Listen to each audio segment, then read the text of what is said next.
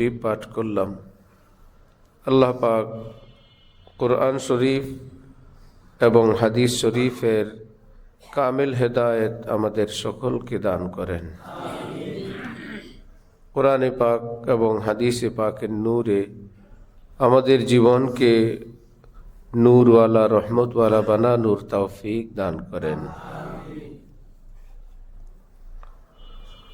আল্লাহ পাক রব্বুল আলামিন আমাদের খালিক, আমাদের মালিক, আমাদের সমস্ত নাজ নেয়ামত দেনেওয়ালা আল্লাহ, এবং তিনি আলিমুল গায়েব। তিনি সব কিছু জানেন, তিনি গায়েবের খবরও জানেন। অতীতের এলেম তার কাছে যেমন, আগামীর এলেমও আল্লাহ পাকের কাছে তেমন। সমান এলেম, প্রকাশ্যে এলেম যেমন, গোপনের এলেমও আল্লাহ পাকের কাছে তেমন। সে মহান আল্লাহ তিনি জানেন যে মানুষের মধ্যে সুখ তলব, শান্তির প্রত্যাশা, এই একটা বিষয় সব মানুষের মধ্যে থাকে। আমি সুখে থাকতে চাই, আমি শান্তিতে থাকতে চাই, আরামে থাকতে চাই। আল্লাহ পাক রব্বুল আলামিন আমাদের জন্মের পূর্বেই রুহের জগতে আল্লাহ পাক নিজের নূরের ঝলক আমাদের রুহকে দেখাইছেন। সমস্ত রুহগুলোর সামনে তিনি নিজের রূপ, নিজের সৌন্দর্য, নিজের জাতে পাককে পেশ করে জিজ্ঞেস করছিলেন, আলাস্তু বিরব্বিকুম, আমি কি তোমাদের রব না? সব রুহগুলোর মধ্যে তখন হযরত রাসূলুল্লাহ সাল্লাল্লাহু আলাইহি ওয়াসাল্লাম এর রুহ মুবারক সবার আগে বালা বলে আওয়াজ দিলে পরপর বাকি সবগুলো রুহ বালা বলে চিৎকার করে উঠছে। কেন আপনি আমাদের রব না?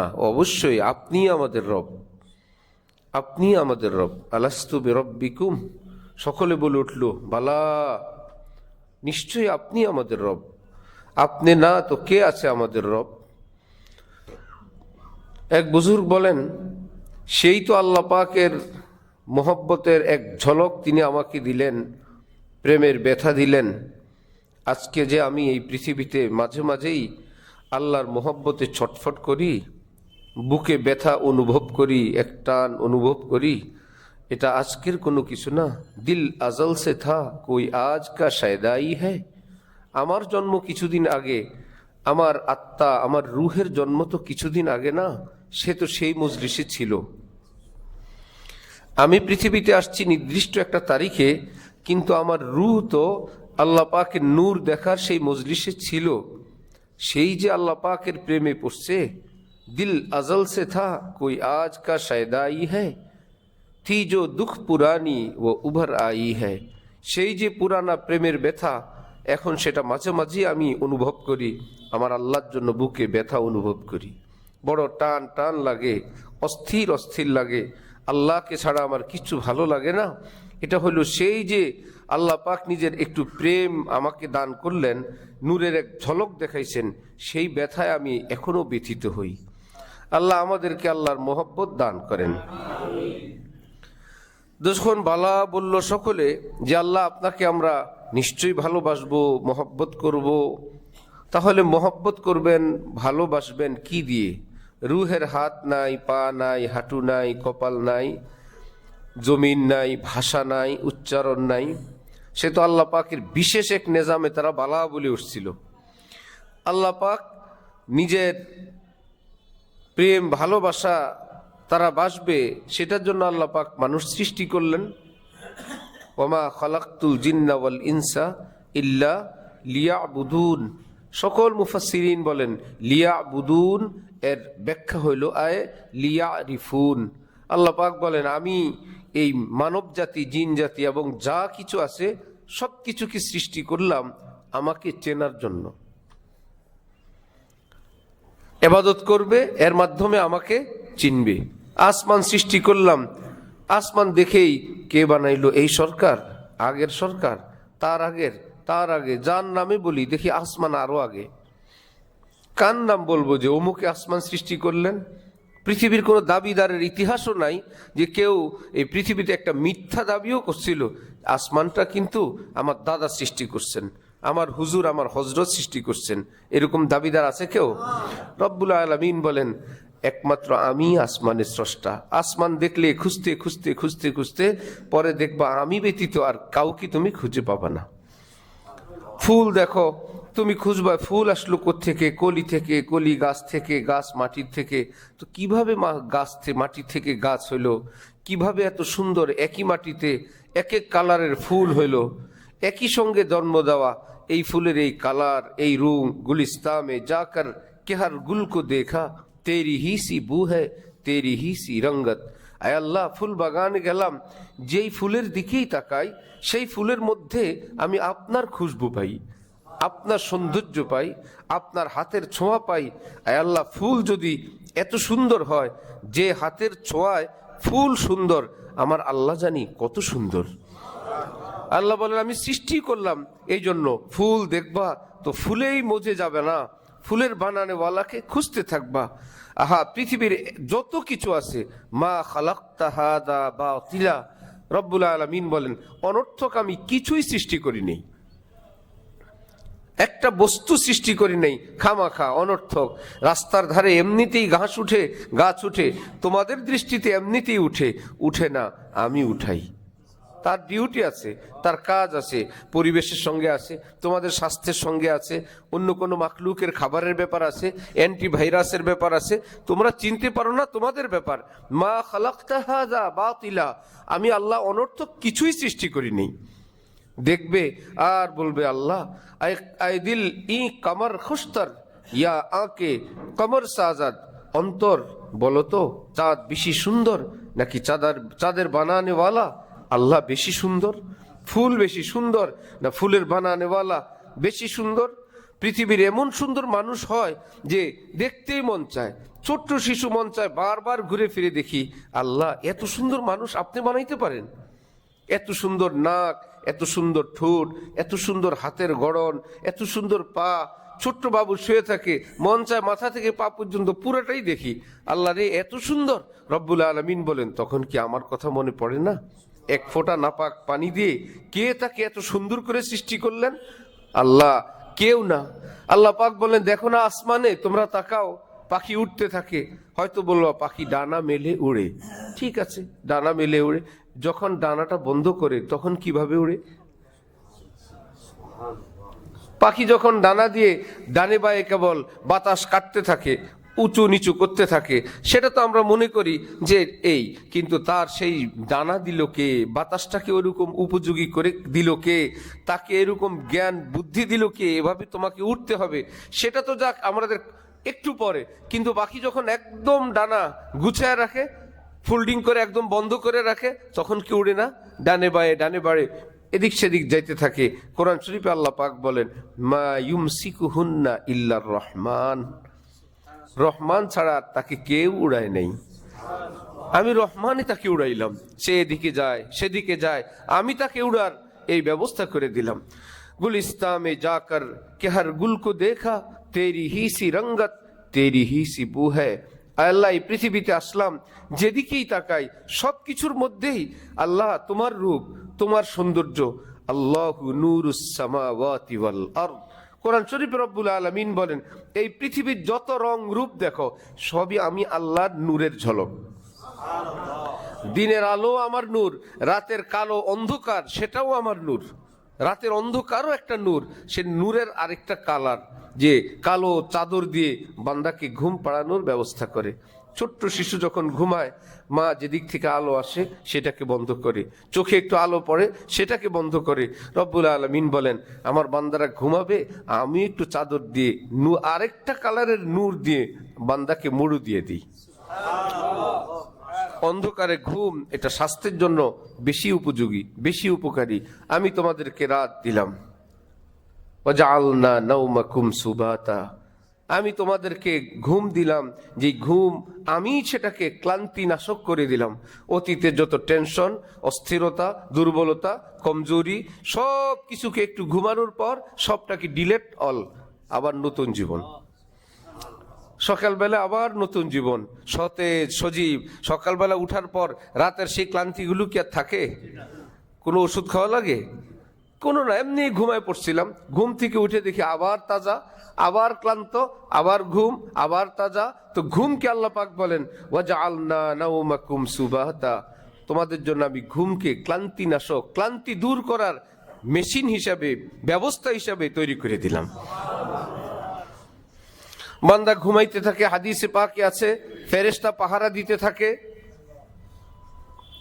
চতুর্দিক থেকে ফেরেশতা পাহারা দিতে থাকে, ডানে বায়ে মাথার কাছে। আল্লাহর পক্ষ থেকে আমার বান্দা ঘুমাবে, এই বান্দাকে কে কোনো সাপ বিচ্ছু পোকামাকড় যেন না ঢুকে, না কামড়ায়, সে তো ঘুমায় আছে। আসহাবে কাহাফ 300 বছর পর্যন্ত ঘুমায় আছে।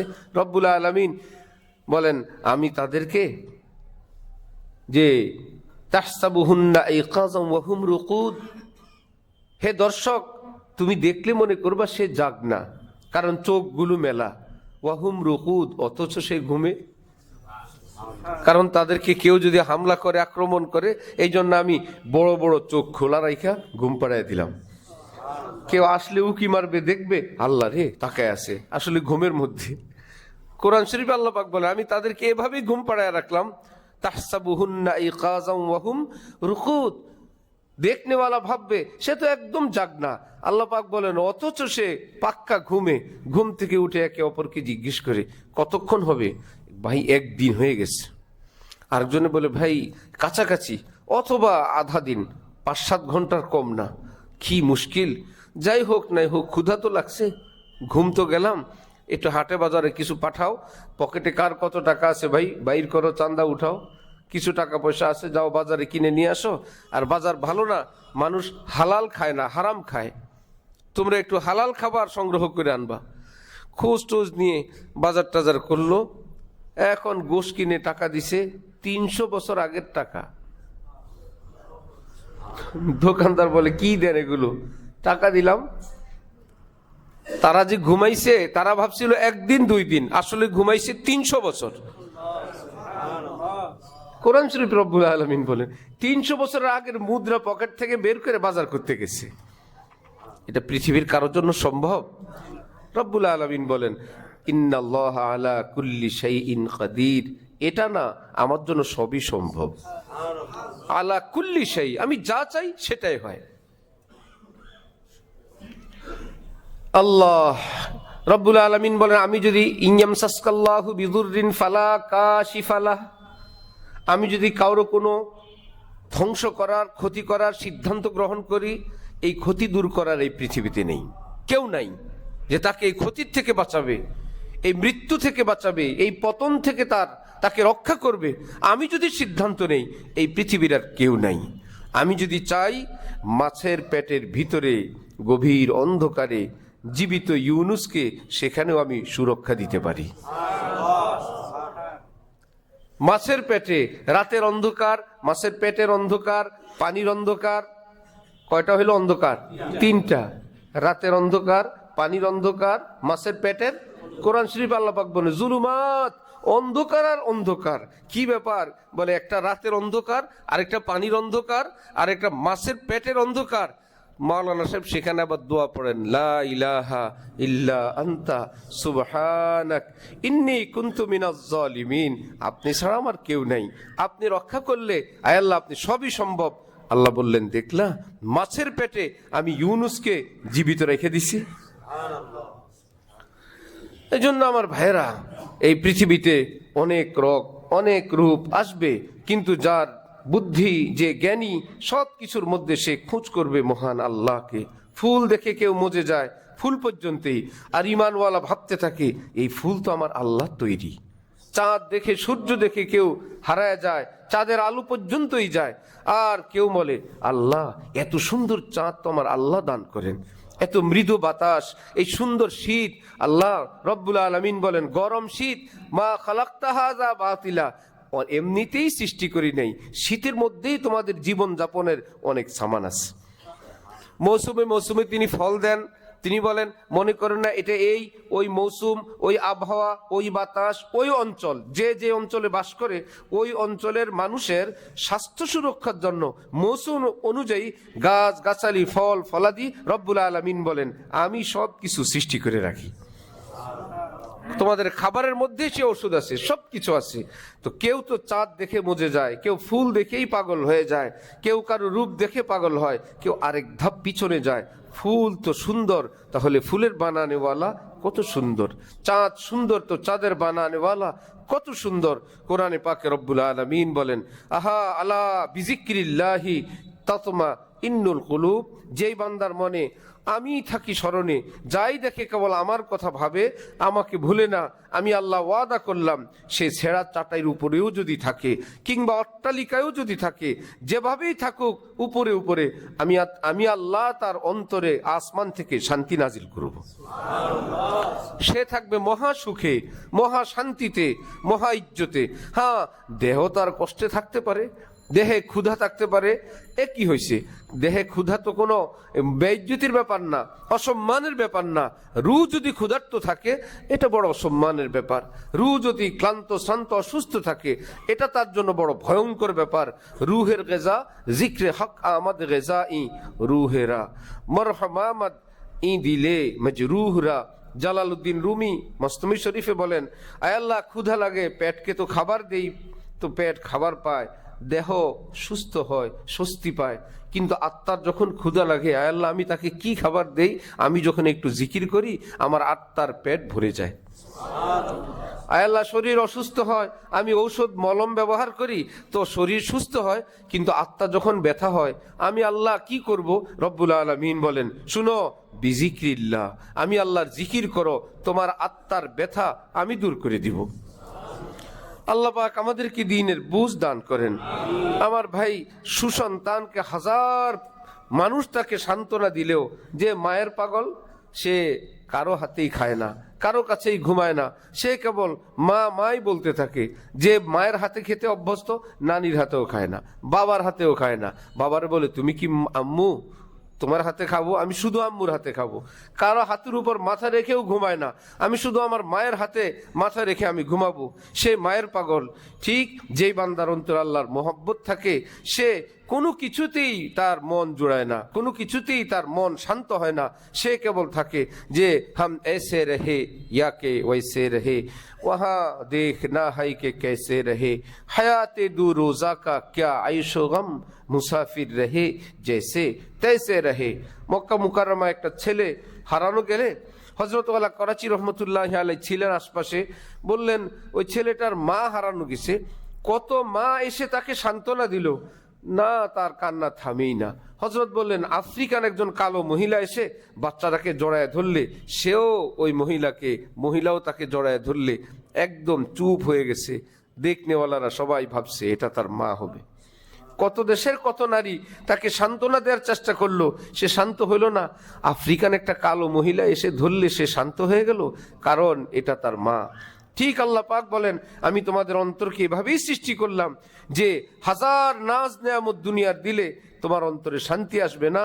তোমার বানানেওয়ালা আল্লাহ, তার নাম, তার জিকির, তার ইয়াদ যদি অন্তরে আনো, দেখবা অটোমেটিক অন্তর শান্ত হয়ে গেছে, নূরে ভরপুর হয়ে গেছে। আমার ভাই, যে দুনিয়া তো করাই লাগে, আমাদের কাজ কর্ম, ব্যস্ততা, ব্যবসা বাণিজ্য, কোনো বাধা নেই শরীয়তে পাকে, হাজার কি, কিন্তু যে এইভাবে দুনিয়া করা, হযরত ওয়ালা कराची बोलें दुनिया बैंक में रखना, संदूक में रखना, जेब में रखना जायज़ है, दिल में लाना हराम है। दुनिया बैंके रखो, संदूके रखो, आलमारीते रखो, इत्यादि इत्यादि पकेटे रखो, बिल्कुल जायज़। किन्तु मनेर मणि कोठाय जेखाने आल्लाहर मोहब्बत थाकबे ओई जायगाय तुमी दुनिया जायगा दिओ ना। জায়গা দিব কি দিলাম কি না এটা বুঝার উপায় হলো যে আমি আমার আল্লাহর হুকুম, শরীয়তে পাকের হুকুমের উপরে দুনিয়ার প্রাধান্য দিচ্ছি, তাহলে বুঝতে হবে মনের মণিকোঠায় আমি দুনিয়াকে জায়গা দিছি। আর যদি এরকম হয়, হ্যাঁ দুনিয়া আছে, কিন্তু যদি আল্লাহর শরীয়তের খেলাফ হয় তাহলে আমি শরীয়ত বাদ দিব না, দুনিয়া বাদ দিব। হযরত সাহাবাই কেরাম রাদিয়াল্লাহু তাআলা আনহুম আজমাইন ওনারাও দুনিয়া করতেন। এই যুগের মুসলমান আমরাও দুনিয়ার সাথেই থাকি। বেশ কম হলো ওনারা মূলত ছিলেন দিনদার, প্রয়োজনের খাতিরে তাকিদে ওনারা দুনিয়ার সঙ্গেও যুক্ত হইতেন। ভাই আসলে ওনারা দিনদার, 24 ঘন্টা দিন নিয়েই আসেন। এখন খাবেন কি, একটু ব্যবসা করা লাগে, চলো একটু ব্যবসা করি। ভাই থাকবো কই, একটা ঘর বানানো লাগে, চলো ভাই এভাবে করি। সেটা হলো তাদের একটা সাইড ডিউটির মতন, যে আসল তো হলো আল্লাহ পাককে রাজি খুশি করা। আর আমাদের হলো আসল হলো দুনিয়া কামানোর পর, রোজগারের পর যদি সময় সুযোগ হয় তাহলে আমরা দিনদারি আদায় করব। এই বেশকমের কারণেই বোঝা গেল আমাদের কাছে দুনিয়া উপরে, মনের মণিকোঠায় দিন না, আমরা দুনিয়াকে, আল্লাহকে না, হারাম দুনিয়াকে জায়গা দেওয়ার কারণে। যার কাছে যে বেশি প্রিয় তার কথাই রাখে, দুনিয়া যার বেশি প্রিয় সে সেটাই রাখে। হযরত রাবিয়া বসরিয়া রাদিয়াল্লাহু আনহা, ওনার পাশ দিয়ে কয়েকজন লোক যাচ্ছিলেন। উনি যাচ্ছিলেন দুই দরবেশ সাহেবের পাশ দিয়ে। দুই দরবেশ বসে বসে দুনিয়া বহুত খারাপ, দুনিয়া বহুত নিকৃষ্ট, দুনিয়া নিমক হারাম, দুনিয়া বড় নিষ্ঠুর জায়গা। তো হযরত রাবিয়া বসরিয়া আবেদা উনি ওই দুইজনকে বলতেছিলেন, তোমরা দুইজন পাক্কা দুনিয়াদার। তারা বললেন, মানে আমরা দুনিয়া থেকে তো এত গালি দেয়, আমরা দুনিয়াদার হইলাম কিভাবে? বললেন, মান আহাব্বা শাইআন আকসারা যিকরাহু, যে যেই জিনিসকে ভালোবাসে সেটার আলোচনা বেশি করে। তোমরা যতবার দুনিয়া দুনিয়া দুনিয়া দুনিয়া খারাপ বলো আর ভালো বলো, এই দুনিয়া খারাপ, দুনিয়া, এতবার দুনিয়ার নাম মুখে আসা, এটা আলামত তোমাদের মনের ভিতরে দুনিয়ার হারাম প্রেম আছে। এই জন্যই তো দুনিয়া এতবার মুখে নাও। এতবার বলা লাগে? এই টাইম কোথায়? আল্লাহ আল্লাহ বলার পর দুনিয়া দুনিয়া এটা বলার টাইম পাইলা কোথায়? তুমি তো থাকবা আল্লাহ আল্লাহ নিয়ে, আল্লাহ মাফ করেন। এই জন্য বান্দারা যখন গুনাহ হয়, যে ডেট দিয়ে আল্লাহর কাছে বলা নিষেধ। আল্লাহ 2025 শেষের দিকে, আল্লাহ 1 জানুয়ারি আমার এই গুনাহ, আল্লাহ 2 জানুয়ারি, আল্লাহ 3রা, আল্লাহ 4, আল্লাহ 5 জানুয়ারি সকালবেলা এটা, সন্ধ্যায় এটা, এরকম তওবা করা নাজায়েজ, এরকম তওবা করা হারাম। কারণ কিছু যুগ, কিছু সময় গেল গুনায় গুনায়, আর বাকিটা যাবে গুনার আলোচনায় আলোচনায়। আল্লাহ বলেন, তাহলে আমাকে স্মরণ করবা কবে? কিছু গেল গুনায় গুনায়, কিছু গেল গুনার ইতিহাস বলতে বলতে, এত ডিটেলস আমাকে বলতে হবে না। বলো, আল্লাহ 25 না আর 24 না, আল্লাহ আমার জীবনের সব গুনাহ মাফ করেন। তারিখ আমি আল্লাহ জানি, আমি সব মাফ করে দিব। কারো থেকে গুনাহ হয়ে গেলে নির্দিষ্ট গুনার নাম নিয়ে একবার তওবা করা উচিত, এবং একবার 2 রাকাত নামাজ হোক, তওবা হোক, ওই গুনার নাম নিয়ে একবার, তারপরে এটাকে সব পুরানা পিছনের খাতায় ফেলায় দেওয়া, আর নতুন ওই গুনার নাম নিয়ে বারবার তওবা করা নিষেধ। কারণ এর দ্বারাও তার স্মরণ, তার ইয়াদ, তার মানচিত্র, তার বিস্তারিত মনের মধ্যে বসে যাওয়ার আশঙ্কা। যা হবার হয়ে গেছে। আয় আল্লাহ, নবীজি কখনো বলতেন, আয় আল্লাহ আমি যা প্রকাশ্যে করলাম, যা গোপনে করলাম, আয় আল্লাহ যা নগদ করলাম, যা অনেক আগে করলাম, ছোট করলাম, বড় করলাম, যার কোনো গুনাই নাই, উনি দোয়া বলেন, সুবহানাল্লাহ। আল্লাহ আমি যা করলাম, আল্লাহ আপনি আমার সব মাফ করেন। উদ্দেশ্য আমরা যেন এই ভাষায় বলি বেশি বেশি, আল্লাহ আমার নতুন পুরান, ছোট বড় অতীতের সব গুনাহ মাফ করে দেন। রব্বুল আলামিন বলেন, তোমার এই দোয়া তোমার জীবনের সব গুনাহ তারিখ বললে যা হইতো সেভাবেই কবুল করে নিলাম। আল্লাহু আকবার। আল্লাহ আমাদেরকে আল্লাহ পাকের ইয়াদ, আল্লাহ পাকের স্মরণ হাসিল করার তৌফিক দান করেন। হযরত ওয়ালা করাচি বহুত বড় বুজুর্গ আল্লাহ ওয়ালা ছিলেন। এত বড় বুজুর্গ ছিলেন, আলেম ছিলেন, যে বাংলাদেশে তো শিপ নিয়ে আসলে তৎকালীন বাইতুল মুকাররমের খতিব, বাংলাদেশের সবচেয়ে বড় আলেমদের একজন অন্যতম মুরব্বী খতিব ওবায়দুল হক জালালাবাদী রহমতুল্লাহি আলাইহি, বহুত বড় মুরব্বী ছিলেন, এই দেশের অভিভাবক ছিলেন। হযরত এসে বসে থাকতেন হযরত ওয়ালা করাচির বয়ান শোনার জন্য। শেখুল হাদিস আল্লামা আজিজুল হক সাহেব রহমতুল্লাহি আলাইহির মতো মানুষ, হযরত মাওলানা হেদায়েতুল্লাহ সাহেব যিনি এশিয়ার শ্রেষ্ঠ মুহাদ্দিস, এত বড় বড়রা এসে বসে থাকতেন হযরতের 2টা কথা শোনার জন্য। হযরত বলেন যে, দেখো বাচ্চারা ঘুড়ি উড়ায়, ওই ঘুড়ি উড়ানোর মধ্যে দেখবা একটা ঘুড়িকে সব বাচ্চারা দৌড়ানো আরম্ভ করলো। কি ব্যাপার? বাচ্চারা বুঝে গেছে এই ঘড়িটা কাটা গেছে। ভাই পাশের ঘড়িগুলোকে দৌড়ায় না, এটাকে দৌড়ায়। বলল তার চেহারা, তার চাল চলনে, তার ঢঙে বোঝা যায় এটা মালিকের সঙ্গে সম্পর্ক ছিন্ন হয়ে গেছে, মালিকের হাতে নাই। তারপরে কি তার ভালো অবস্থা হয় না খারাপ অবস্থা হয়? লাঠি সোটা দিয়ে কেউ সুতা নেয়, কেউ ঢিল মারে, তছনছ করে ফেলে, টুকরা টুকরা করে ফেলে। তার সঙ্গে থাকা আরেকটা ঘড়ি স্থির উঠতেছে, দেখনেওয়ালা ভাবে এটাকে ধরা যাবে না, এটা মালিকের হাতে আছে। হযরত আল্লাহ বলেন, মুসলমানরা ঠিক যেই মুসলমানের জীবনের ডুরি আল্লাহর হাতে লাগানো আছে, পৃথিবী হাজার চেষ্টা করতে পারবে, এই ব্যক্তির কিচ্ছু করতে পারবে না, কিচ্ছু করতে পারবে না। আর যখন দুনিয়াওয়ালারা দেখবে এ আল্লাহ মুসলমান ঠিক, কিন্তু আল্লাহর সঙ্গে সম্পর্ক নাই, দুনিয়ার হাজার লাঠি সোটা আক্রমণ এসে তার উপর পড়বে, ঘর বাড়ি বিবি বাচ্চা ব্যবসা বাণিজ্য একদম সবকিছু তাকে একদম তছনছ করে ফেলবে। কেন? মালিকের থেকে সে বিচ্ছিন্ন হয়ে গেছে। এই জন্য কাফির মুশরিকদের অনেক গোড়ায় টেনশন যে মাদ্রাসা বন্ধ করো, কারণ এখান থেকে মৌলবি বাইর হয়। মৌলবি কি করে? মুসলমান করে আল্লাহর সাথে জোড়ায়। আল্লাহর সাথে জুড়লে কি হয়? এগোরে কিছু করা যায় না। সুবহানাল্লাহ। গোড়া কোন জায়গায়? যে মাদ্রাসা শেষ করো, কারণ মাদ্রাসার থেকে আলেম তৈরি হয়। আলেমরা কি সমস্যা করে ভাই? তোমাদের মতোই তো ভাত খায়। সমস্যা করে এই মুসলমানকে সম্পর্ক আল্লাহর সঙ্গে মজবুত করে দেয়। মজবুত করলে তোমার অসুবিধা কি? অসুবিধা হয় আমরা এগুলো কিচ্ছু করতে পারি না। আর যদি মাদ্রাসা না থাকে, আলেম থাকবে না। আলেম না থাকলে মুমিন বিচ্ছিন্ন হয়ে গেছে আল্লাহর থেকে, গুনাহ করে ভুল করে। তওবাওয়ালা জোড়া দেনেওয়ালা আলেম ওলামা আসবেন না। ভাইয়া ভুল হয়ে গেছে, তওবা করেন, সম্পর্ক জোড়া লাগবে। যত ভুল হয়ে গেছে কোনো টেনশন নাই। মায়ুস না হো আহলে জমি আপনি খতা সে, তকদীর বদল জাতি है मुज़तर की दुआ से। কোরআন শরীফের আয়াত দিয়া আলেম ওলামা বলবেন, কুল ইয়া ইবাদিয়াল্লাযীনা আসরাফু আলা আনফুসিহিম লা তাকনাতু মির রাহমাতিল্লাহ। জি ভাইয়েরা, আল্লাহ পাক বলছেন যার যত ভুল বিচ্যুতি হয়ে গেছে কেউ নিরাশ হবেন না। ইন্নাল্লাহা ইয়াগফিরুয যুনুবা জামিয়া, নিশ্চয়ই আল্লাহ তওবা করলে জীবনের সব গুনাহ মাফ করে দিয়ে দেবেন। তওবা করা গুনাহ থেকে মানে হলো বিচ্ছিন্ন সম্পর্ককে আবার জোড়া লাগায় দেওয়া। তা আলিম ওলামা এসে আবার জোড়া লাগায়। এই জন্য ইবলিসের সঙ্গে এক বুজুর্গের দেখা হয়েছে। জিজ্ঞেস করলো, তুমি তো ঘুরো ফিরো পৃথিবীতে, এমনি আল্লাহর বান্দারা কেমন? কয় শ্রেণীর? বলল 3 শ্রেণীর। কেমন? বলল 1 শ্রেণী, এদেরকে আমি হাজার চেষ্টা করেও কোনো কিছুই করতে পারি না, আম্বিয়া কেরাম। নবী রসুলদের কোনো গুনাহ করাইতে পারে শয়তান? আচ্ছা, আরেকটা শ্রেণী, বলে আরেকটা শ্রেণীর পিছনে আমার কোনো টেনশন করা লাগে না, আমি হালকা শীষ দিলেই হয়, এরা আমার পিছনে হালকা আওয়াজ দিলেই হয়। ওয়াজ মাহফিল হবে, পোস্টার মাইকিং গাছ এলাকায় খোঁজ খবর, মানুষ হয়েছে 200-250। মাসখানিক যাবৎ ব্যবস্থা পুরো এমনি মুসলিম অধ্যুষিত এলাকা, সবাই মুসলমান। আসবে একজন বিজ্ঞ আলেম, না হলে 1000 খানিক, না হলে একটু আরো বড় হইলে কম বেশ। বললো আর যদি শুনে কোনো পোস্টার না মাইকিং না হ্যান্ডবিল না, কি অমুক একজন নায়িক আসছে, একজন নায়ক আসছে, অমুক তারকা আসছে। কোত্থেকে মানুষ আসলো? হাজারে হাজার।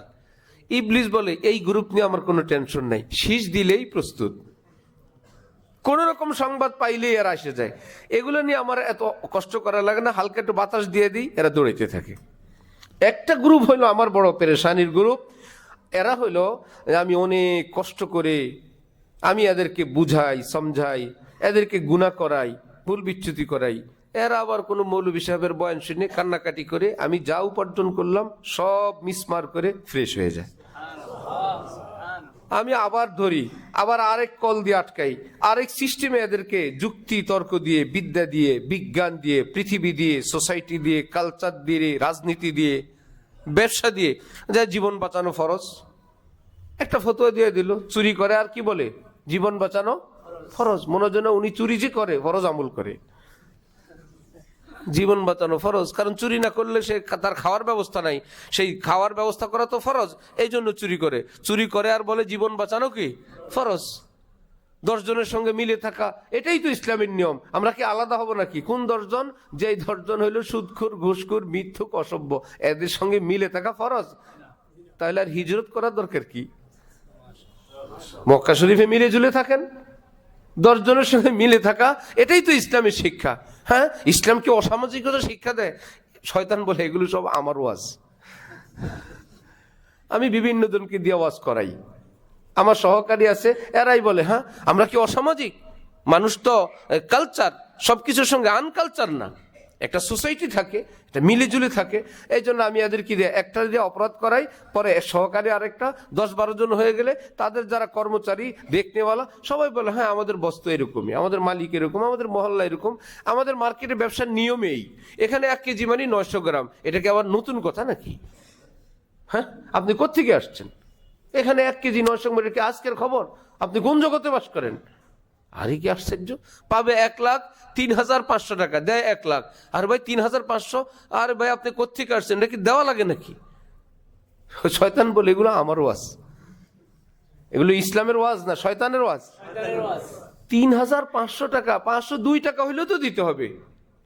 আর সেই ব্যক্তি যদি বলে দিতে হবে না, সেটা তার ব্যাপার, কিন্তু দেনেওয়ালা ওই 2 টাকা 5 টাকা সহ দিতে হবে, সেটা দেয় না। এক ধরনের ব্ল্যাকমেল, নিলে নেন না নিলে নেই, আর দিতে পারবো না। লা ইয়াহিল্লু মালু ইমরিইম মুসলিমিন ইল্লা বিতিবি নাফসি। নবীজি বলেন কোন মুমিনের মাল তার আন্তরিক সম্মতি ব্যতীত হালাল না, সে যদি দিয়েও দেয়। এমন এক চাঁদাবাজ আসছে, তারা না দিলে তো এলাকায় থাকা মুশকিল। এখন উনি বললেন যে ঠিক আছে আমরা অমুক অনুষ্ঠান করব, ঠিক আছে জানেন তো কিছু খরচ আছে, সবাই জানে অনুষ্ঠান করবে, একটা টাকা উঠাবে 10টার, 10 অনুষ্ঠানের টাকা উঠা সিন্নি 10 ডেক খাওয়া, বাকি হাদিয়া তোফা সব নিজের পকেটে। আর বলবো চাঁদাবাজি করি না, চাঁদাবাজি করি না, ইট রড সিমেন্ট বিক্রি করে খাই, ইটা বালু বেচি। কিন্তু তুমি যদি ইটা বালু বেচো, ওই মহল্লায় আরেকজন বেচতে পারে না কেন? কারো ইটার রড আর কি ইটা আর বালু ঢুকতে পারে না। পরে জানা গেল এমন রড দেয় 1 টনে মাত্র 50 কেজি কম, এমন ইটা দেয় 50 খান কম, এমন বালু দেয় হিসাব হয় 200 ফিট, পাওয়া যায় সর্বোচ্চ 150 ফিট। যত বালুর ট্রাক আছে, যারা বাড়িওয়ালা বালুওয়ালা এ সবাই জানে, খুব কম পাওয়া যায়, একদম যেটা স্পেশাল সেটা হলো 180 ফুট। আপনি গিয়ে যদি বলেন বিল নিচ্ছেন 200 ফিটের, আপনারা বলবে কোত্থেকে আসছেন আপনি মিয়া, এই দেশে বাস করেন? এইটাই 200 ফিট। এতটা হইছে যে যে বুঝবে না সে হইলো অবুঝ, সে হইলো বলদ। এই কথাগুলো কি মুসলমানের কথা না শয়তানের কথা? শয়তান বলে আমি কত কষ্ট করে কত রাগ গায়ে দিলাম, এখন আবার কোন হুজুর পরের হকের ওয়াজ করছে, এখন এই বেচারা নিয়ত করছে জাগর জাগরে বালু কম দিছে, তাকে টাকা ফেরত দিবে। এই গ্রুপ নিয়ে হলো আমার টেনশনে। এগুলোকে আমি যতই জোগাড় করি, কষ্ট করি, এরা হঠাৎ করে চলে যায়। কারণ অজু ভঙ্গের কারণ যদি হয় 5টা, একজনে একবার বমি করছে, অজু শেষ, একটু পরে বড় ইস্তিনজায় গেছে, বড় ইস্তিনজার সঙ্গে ছোট ইস্তিনজাও আছে, পেশাব পায়খানা 2টার কারণে আবার উজু শেষ। এই ঘরে আসলো, কিছুক্ষণ পর একটা ফোড়া ছিল, এখন ফোড়া গালছে, ওখান থেকে পুজ বের হয়েছে, আবার উজু শেষ। পেটে গ্যাস্ট্রিক, ও দিক থেকে আবার শেষ। তাহলে উজু ভঙ্গের কারণ হলো কি একটা না অনেকগুলো? এই লোক যদি উজু করে তাহলে এতবার উজু করা লাগবে না? উজু কয়বার করতে হবে? তাহলে কারণ ঘটলো তো কতগুলো, উজু একবার করলে বলা হবে এক উজুতে যত ঘটনা ঘটছে সব শেষ। রব্বুল আলামিন বলেন তওবারও সিস্টেম এক, যত ভুল বিচ্যুতি করে অতবার তওবা করা লাগবে না।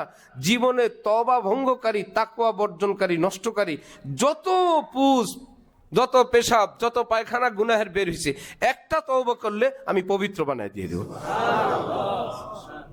শয়তান কষ্ট করে বছর বছর, বান্দা কোন আলেম কোন মৌলবীর পালায় পড়ে তওবা করে একবার। যখন ইবলিসকে আল্লাহ পাক জান্নাত থেকে বের করে দিলেন, ফাখরুজ ফাইন্নাকা রাজিম, কোরআনে পাকের আয়াত, বের হও আমার জান্নাত থেকে, মরদুদ কোথাকার, মালউন কোথাকার। সে বলে উঠলো ক্বালা রব্বি আনজিরনি ইলা ইয়াউমি ইউবাসুন। ঠিক আছে আমি যাচ্ছি, আমাকে একটু কথা শুনবেন? বল, আমি কিয়ামত পর্যন্ত আপনার কাছে হায়াত চাই, মানে আমাকে এই জিনিসটা আপনি দেন, আমি এই আপনার কাছে কিয়ামত পর্যন্ত হায়াত চাই, ওই সময় আপনি মেরে ফেললেন, যান। কোরআন শরীফ আল্লাহ পাক বলেন ইন্নাকা মিনাল মুনজারিন। আচ্ছা ঠিক আছে হায়াত দিলাম, যা, আমি তোকে হায়াত দিয়ে দিলাম। এইবার ইবলিস এত বড় পণ্ডিত ছিল, এখন সে নিশ্চিত আমি ভুল বিচ্যুতি করি, দুষ্টামি করি, বেয়াদবি করি, আমাকে তিনি মারতে পারবেন না। যদি মারেন ওয়াদা খেলাফ হবে। কারণ এই মাত্র আমাকে হায়াত দিল কোন পর্যন্ত? কিয়ামত পর্যন্ত। এখনই যদি মারেন তাহলে হায়াতের কথাটা এটা মিথ্যা প্রমাণিত হয়, আর আল্লাহ ওয়াদা খেলাফ করেন না, আল্লাহ মিথ্যা কথা বলেন না। সুতরাং আমি স্বাধীন, যাই কিছু করি আর না করি মারতে পারবে না। এবার আল্লাহর সামনে দাঁড়ায় বলে, আল্লাহ আপনার ইজ্জতের কসম, আল্লাহর সামনে দাঁড়ায় আল্লাহকে বলে, আপনার বান্দাদেরকে, হুজুর হোক, নামাজি হোক, হাজি হোক, ব্যবসায়ী হোক, দরবেশ সাহেব হোক, পীর সাহেব হোক, মুরিদ সাহেব, খলিফা সাহেব, যেই সাহেবের যেভাবে হয়। ইবলিস কি সবাইরে ধোকা একভাবে দেয়? সবাইরে চুরি করতে বলে, সবাইরে ডাকাতি করতে বলে, সবাইকে ছিনতাই করতে বলে, সবাইরে মদ খাইতে বলে, সবাইরে অস্ত্র ঠেকাইতে বলে, সবাইকে দুর্নীতি করতে বলে? এত বলদ শয়তান না। যাকে যে অস্ত্র দিয়ে পারা যায় সে দুই চারটা আবাদত করবে, সে ওই আবাদত নিয়ে খুশি, এই আবাদতের সঙ্গে যে কোনো এক পাশ দিয়ে ফুটা করে দিবে। বল যদি ফুটা করতে হয়, এটার কোনো সুন্নত তরিকা আছে যে বাতাস বের হওয়ার জন্য উপরি দিয়ে ফুটা করতে হবে?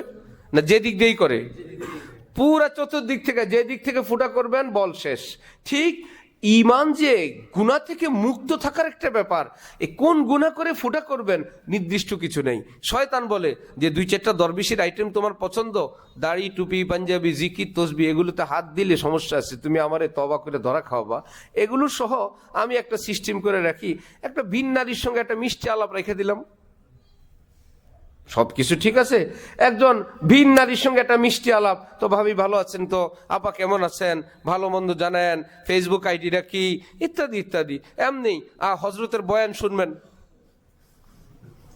মাস্তুরাতে তালিম অমুক জায়গায় হয়, সেখানে সেই পয়েন্টে যান, শয়তান বলে তুমি বলো মাস্তুরাত, তোমার ভিতরে ফুটা করে দিছে আমি।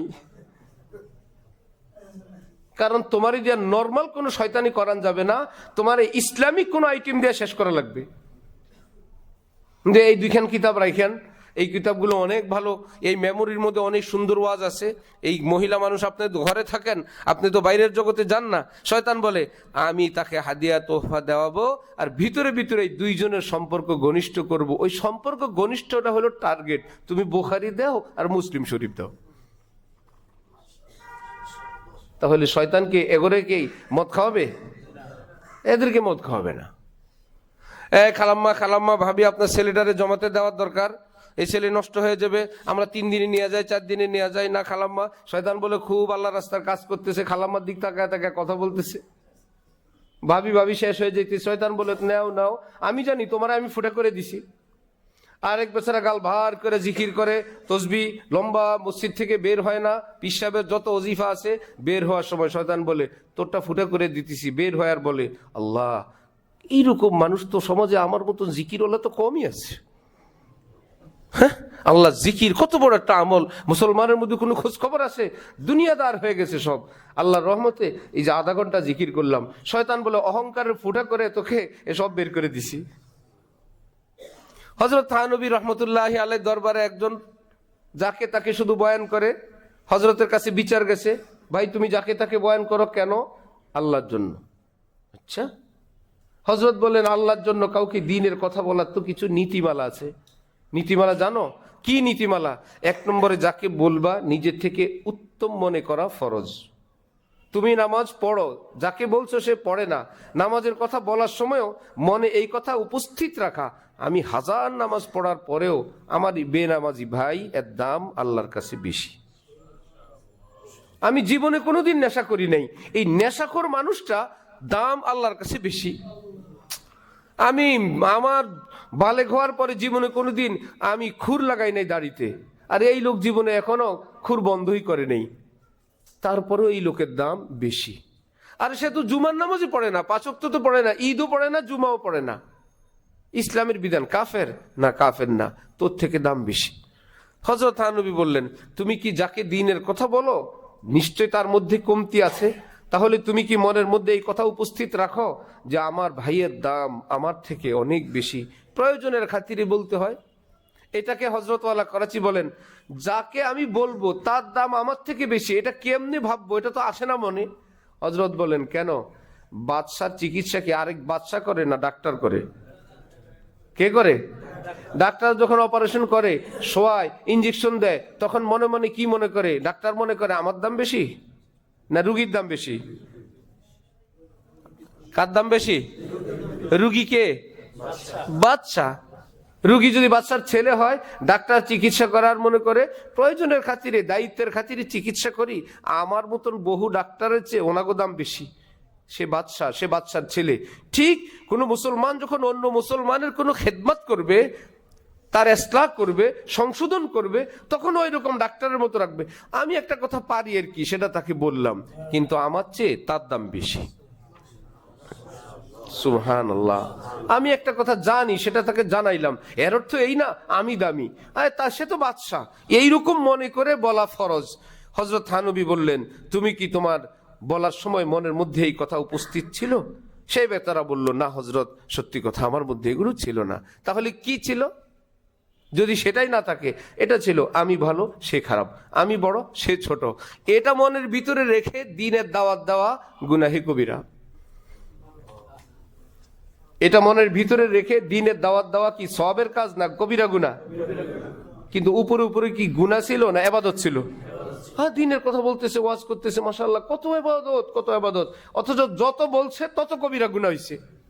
শয়তান বলে, তোকে দিয়া ধ্বংস করাবো এভাবে। তাহলে শয়তান আমার আপনার বিরুদ্ধে এক হাতিয়ার নিয়ে না, কাউকে অর্থ দিয়ে, কাউকে ব্যবসা দিয়ে, কাউকে রাজনীতি দিয়ে, কাউকে সোসাইটি দিয়ে, কাউকে মিটিং মিছিল দিয়ে, মানে বহুত কিছু মনে করে এর সঙ্গে দ্বীনের একটা লেবাস, একটা সম্পৃক্ততা, একটা সালাম কালাম, একটা ইনশাল্লাহ, একটা আলহামদুলিল্লাহ, একটা হুজুরদের কথা, একটা ইসলামের কথা যদি যোগ থাকে, এটা প্রমাণ হবে আমি একজন মুসলিম লিডার, আমি একজন মুসলিম মানুষ। এটা হলো ইসলামের সামান্য সম্পৃক্ততা। আমার ভাই, লা তামুতুন্না ইল্লা ওয়া আনতুম মুসলিমুন। কোরআনে পাক আল্লাহ পাক বলেন, মাথা থেকে পা পর্যন্ত তোমার আলো অন্ধকার, ব্যবসা বাণিজ্য সবকিছু আমার ইসলামওয়ালা, আমার নূরওয়ালা, আমার পছন্দওয়ালা না বানায় কবরে আসবা না। সেখানে আসতে হলে প্রস্তুতি নিয়ে আসো। এই যোগ্যতা, এই মনোভাব, এই ফিকির, এই স্পৃহা, স্পিরিট মনে আসে যখন অন্তরে আল্লাহর মোহব্বত থাকে, ঠিক না? যখন বাচ্চাকে ভালো লাগবে তখন বাচ্চার কথাও ভালো লাগবে, স্ত্রীকে পছন্দ হইলে হাজার জিনিস তাকে দিতে ভালো লাগবে। যাকে ভালোই লাগে না তারে আবার ফুল দেয় কে? আবার ফুল কি শাড়ি কি যত না দিয়ে পারে, কারণ তাকে ভালো লাগে না। আর যাকে ভালো লাগে সে বলতেও হয় না, কেবলই তাকে দিতে মন চায়, কেন? তাকে আমি ভালোবাসি, তাকে আমার ভালো লাগে, আরো কিছু দিব। কোরআন শরীফ আল্লাহ পাক বলেন, ওয়াল্লাযীনা আমানু আশাদ্দু হুব্বাল লিল্লাহ, যাদের বুকে ঈমান আছে তারা পৃথিবীর সবকিছুর চেয়ে আমি আল্লাহকে বেশি ভালোবাসে। আমি কিছু বলি তো করে, ফরজ করে, ওয়াজিব করে, কিছু বলি না তারপরও 2 রাকাত নফল পড়ে। নফলের জন্য কি আল্লাহ হুকুম করছেন? কেন কেন পড়ে? বললো আমারে ভালোবাসে তো, কিছু না কিছু দিতে আমার ভালো লাগে, তারপর আমার নাম নিতে ভালো লাগে, আমার জপতে ভালো লাগে, কল্পনা করতে ভালো লাগে। এই জন্য মুমিনের জীবনের অবিচ্ছেদ্য একটা অংশ আল্লাহর মোহব্বত অন্তরে অর্জন করা। जो आग की खासियत है वो इश्क की खासियत है, एक खाना बखाना है एक সিনা বা সিনা। আল্লাহর মোহব্বত পৃথিবীতে কোথাও বেচা কেনা হয় না। আগুন যেরকম এক জায়গা থেকে আরেক জায়গায় লাগে, এক ঘর থেকে আরেক ঘরে লাগে, পাশের ঘরে লাগে, আল্লাহর মোহব্বতের আগুনেরও একই পদ্ধতি। নবীর বুক থেকে সাহাবীর বুকে, সাহাবীর থেকে তাবির বুকে, তাবির থেকে তাবিনের বুকে, যুগে যুগে এইরকম যার বুকে আল্লাহর মোহব্বত আছে তার কাছে যে যায়, যাতায়াত করে, 1 দিন 2 দিন 3 দিন, লাকড়ি অনুযায়ী। শুকনা হলে অল্প টাইমে আগুন লাগবে, ভিজা হইলে একটু শুকাইতে সময় নিবে, শুকাইলে আল্লাহর মোহব্বতের আগুন ধরে বসবে। এই জন্য মুসলমানদের মধ্যে দ্বীনের হাজারো খেদমাত, ফিকির সবকিছু আছে।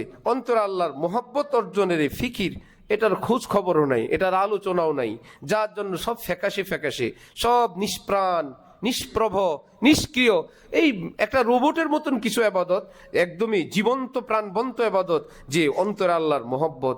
নামাজ পড়বো, আল্লাহ মোহব্বত বৃদ্ধি পাবে। দান করব, আল্লাহ আমার উপর খুশি হবেন। হালাল খাবো, আল্লাহকে নারাজ করব না।